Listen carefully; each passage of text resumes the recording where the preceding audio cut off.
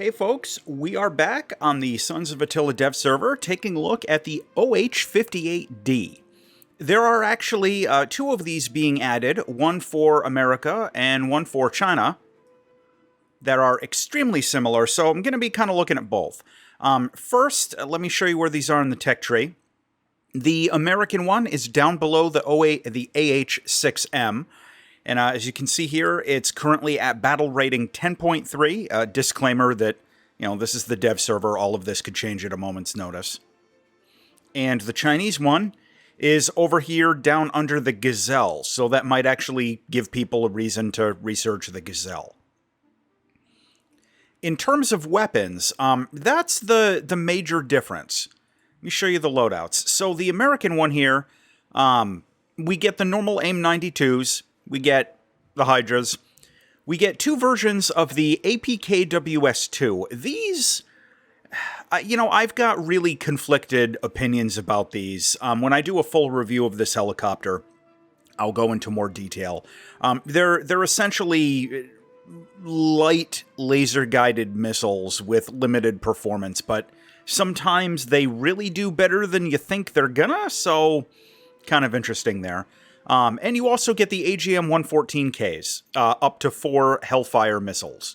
So that's not bad, and these are a pretty good version of it. You can also take 30mm cannon, 7.62mm minigun, and a 12.7mm rotary cannon. On the Chinese version, go over and look real quick. It's very similar for the loadouts, but you don't get as many options for the cannons. You still get the same Hellfires, the same APKWS, and the same AIM-92s. You just don't get the 30mm cannon or the 7.62 minigun. So that's primarily what is going on there. Let's take a quick look at the pilot. So you can see he's got the full ballistics computer that you'd expect on a helicopter for the most part. You've got the CCIP for the weapons, the auto tracker, relatively good optical zoom for, a helicopter at this battle rating, and all of that. The other thing I want to mention is that the sensors on this helicopter are mounted up here on the mast-mounted sensor system. So in real life, the use case for this is was for this helicopter to hide behind cover and still be using the mast-mounted sensor to, see over a building or something like that and target something downrange, either for its own weapons in a pop-up attack or to guide weapons from, another friendly vehicle of whatever type. I'm interested to see how that's going to play out in War Thunder. It might have its own kind of unique helicopter meta of being able to do pop-up attacks and stuff like that. I'm going to show you this in action in a minute. It's got some features that I really like. It's also worth mentioning the OH-58 has the infrared countermeasure system installed on it back on the spine. So that's not bad. All right, let's take this into a quick test flight. I want to show you one or two things.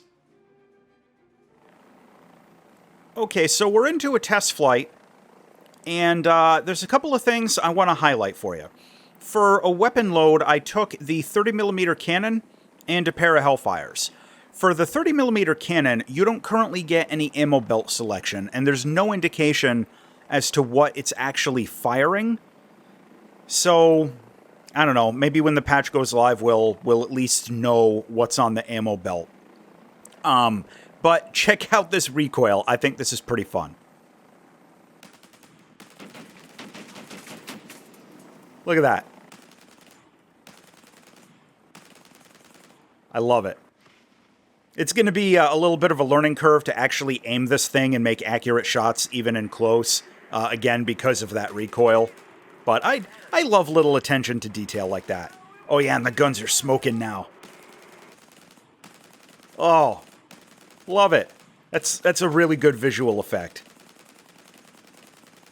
Yeah, melt that barrel. Just unloading. All right, looks like that one doesn't get red, but we at least get that nice smoke effect. So now let's take a look at the mast-mounted sensor. So I'm going to lock up that tank over there. All right, and you see the sensor there is pointed right at it. Check this out.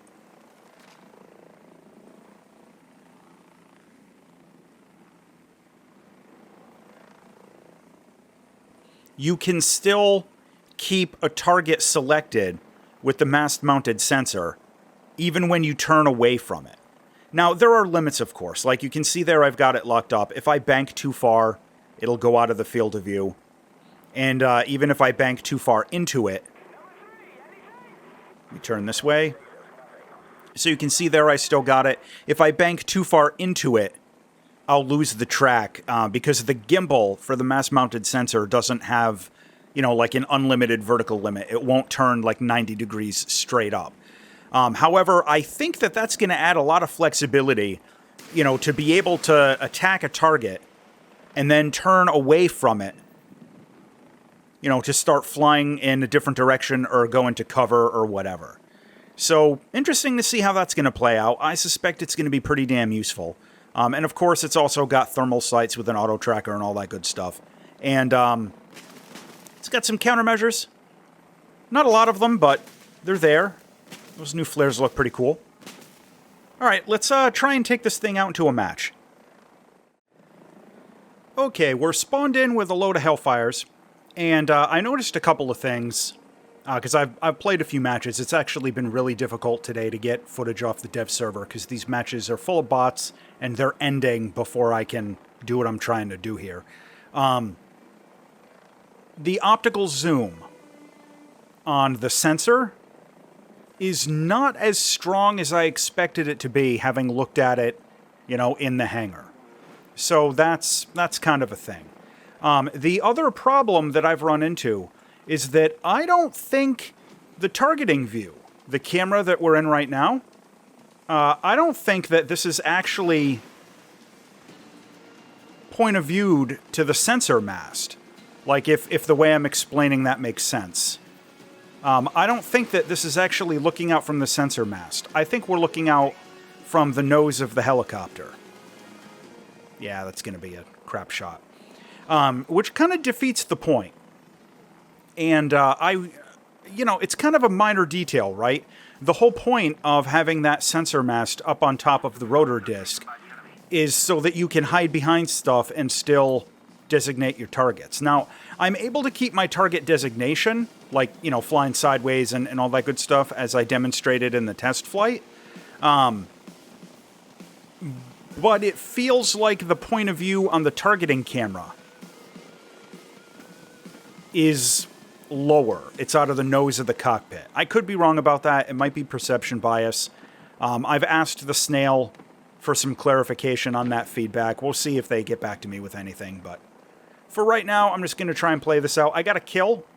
I'm going to call that a moral victory here on the dev server. We'll see if I can get another one. That's nothing. Yeah, finding stuff to attack can be a challenge. I mean, these matches are just all full of bots and stuff.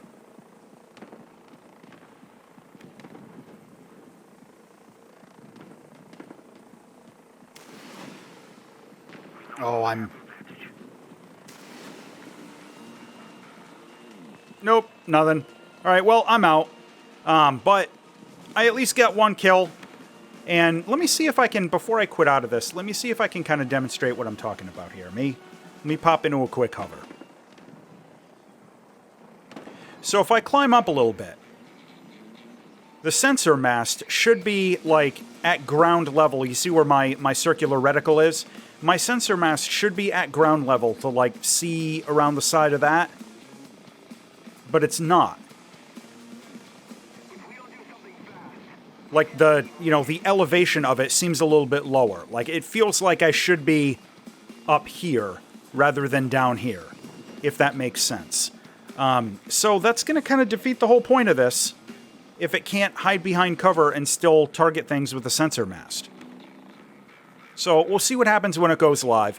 But that's been the OH-58D. And as always, thanks for watching.